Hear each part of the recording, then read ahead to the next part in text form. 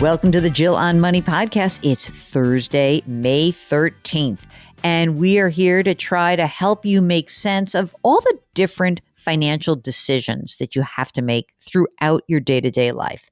If you need a little help, if you need a little hand-holding, why don't you just send us an email?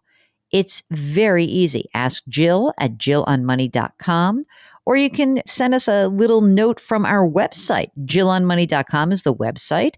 We got lots of fun stuff there. Mark keeps it fresh. I keep writing stuff and I'm like a one-woman band with all the crap that I produce. I'm a content machine.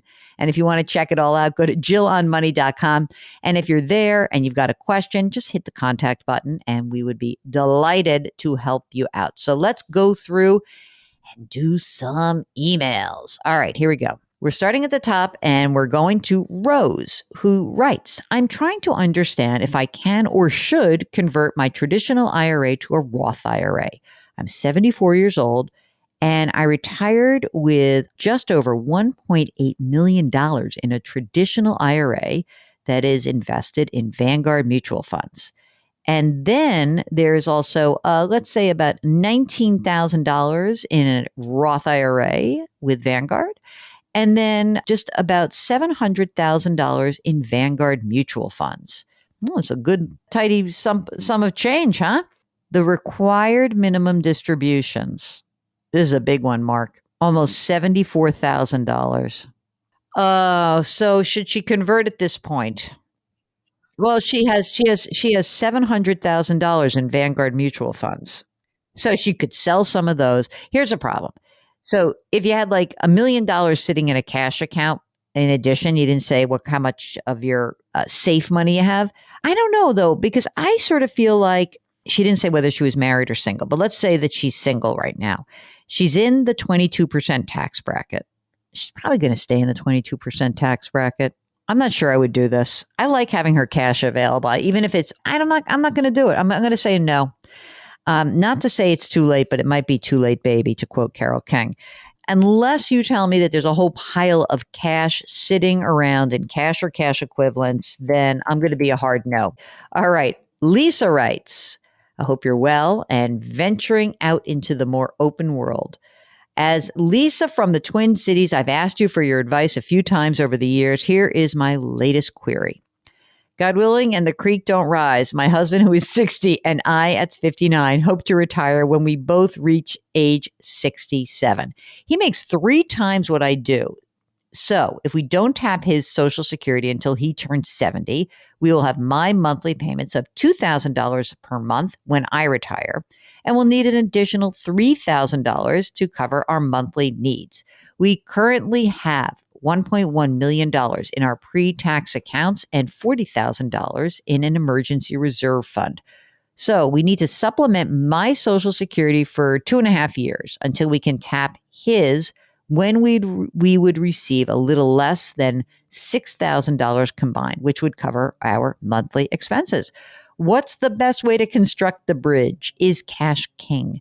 Do we save $90,000 between now and respective retirements? We can save about $3,000 a month, or is there a better way?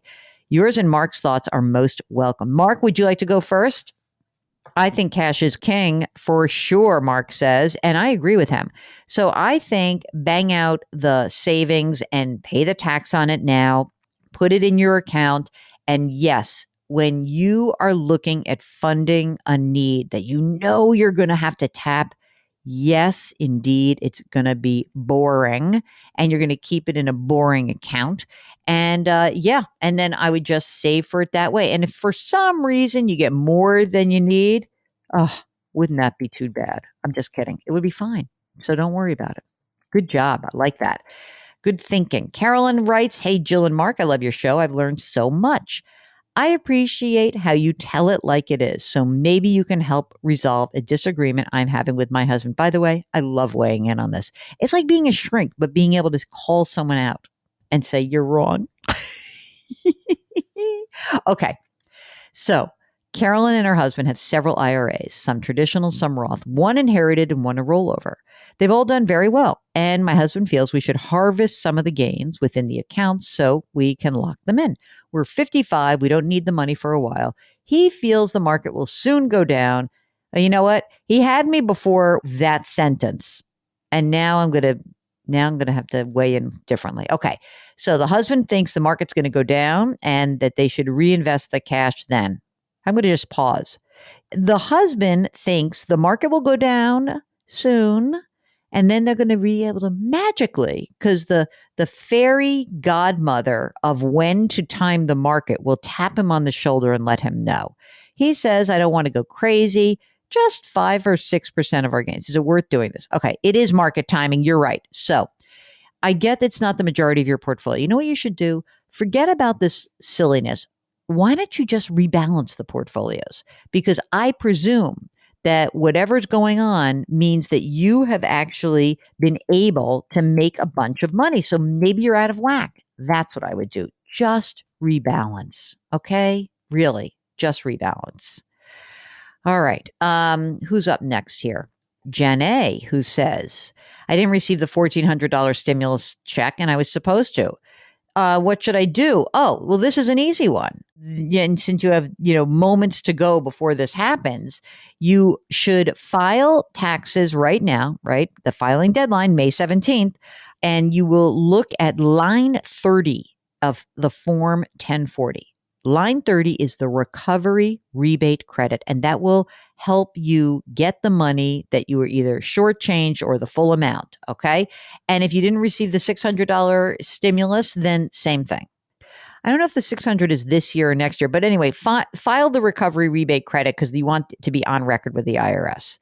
Second, I'm a first-time home buyer and I'm single. Should I sit this season out since the prices are skyrocketing due to COVID and demand? How are you buying a house if you were getting a stimulus check? I don't know. I'm not sure. I'd need to know more about what's going on in your life. If you're stretching beyond your budget, then don't do anything. Absolutely don't. Okay. All right. Logan writes, the loan servicer of my student loan for the last 10 years exited the student loan business, transferred it to another servicer, and my credit score dropped 20 points after the now former loan servicer reported a closed account. Oh, God. When I called the credit agencies, they said that my score will decrease again when the new loan servicer actually reports the loan because it will be looking like a new loan. And they said there's nothing they can do. How frustrating, he says, since I've paid this account diligently and on time for 10 years and my actions and credit worthiness have not changed. I said he, it may be a she. I don't know. I'd be grateful to know the steps I can take to restore my credit score. I hate this practice also. I hate that these credit agencies have so much power. This is me editorializing, Logan. There's not much you can do. Like the whole deal with credit scores is about paying on time, not opening new credit, but this is ridiculous. You know what I would do though? Let's make a complaint. How about we lodge a complaint to the Consumer Financial Protection Bureau? What do you think about that, Mark? And put it in there and see if we get enough people to pay attention to it. I would do that. I would go to the CFPB. They're going to have a new person at the Department of Education who's an ombudsman, essentially. And it's the guy who used to run the CFPB, Richard Cordray. And he's basically going to be the guy who's managing student loans. It stinks. Right. Mark thinks that after a few cycles, your score may come back up. But that's a ridiculous response to say that should not happen. If that credit reporting agencies are saying that, then that tells me is that they have to make an adjustment on their end. Anyway. B in Seattle says, I've listened to you religiously for at least 10 years and probably longer. Oh, that's so nice. I love your and Mark's amazing podcast. I've learned so much for you over the years. I've tried to adopt your investing philosophies. Here's my question. I'm sitting on some hefty long-term capital gains in a taxable Schwab account. Although I'm mostly in index funds, I do have a couple of individual stocks, one of which I'm overweighted in. I want to sell off some of the individual stock and balance into a bond fund. The stock was part of an employee stock purchase plan, so I have lots of different purchase prices for it. Oh, my question, what shares do I sell? The high cost basis or the low ones? At first I thought, Of course, sell the lots with the highest cost basis to pay the lowest in taxes. But then another part of me thinks, wait, with capital gains rates so low, maybe I should sell off the stock with the lowest cost basis so as to pay as much of the gains as possible at this low rate. Kind of like how you pay your taxes today when you're converting a Roth and pay less in taxes in the future, hopefully. Okay. He would be in the 18.8% capital gains bracket, no capital gains tax at the state level. And you might be wondering, what is that 18.8, by the way? Because it's 15% plus if you have a modified adjusted gross income over $250,000 if you're a joint filer, $200,000 as a single filer, you pay that Medicare surtax on your capital gains. You know what? I'm going to say go for the lower cost basis. I think 18.8 is low. I wouldn't do it all at once. I would just make sure that you can manage it and you have the money to pay the tax. The other thing you can do is, wait a minute. If you're charitable, what I would do is I would use the lower cost basis stock to gift to a charity, because I'm reading through here and the value is over $1 million.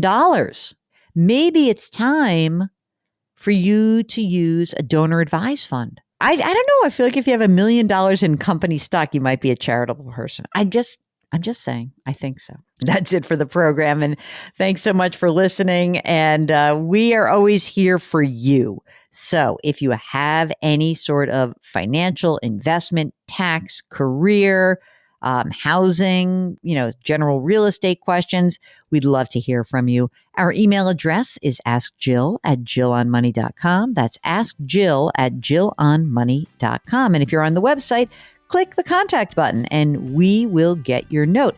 Don't forget, if you'd like to come on the program with us, let us know. Mark will do all the rest. It's so easy.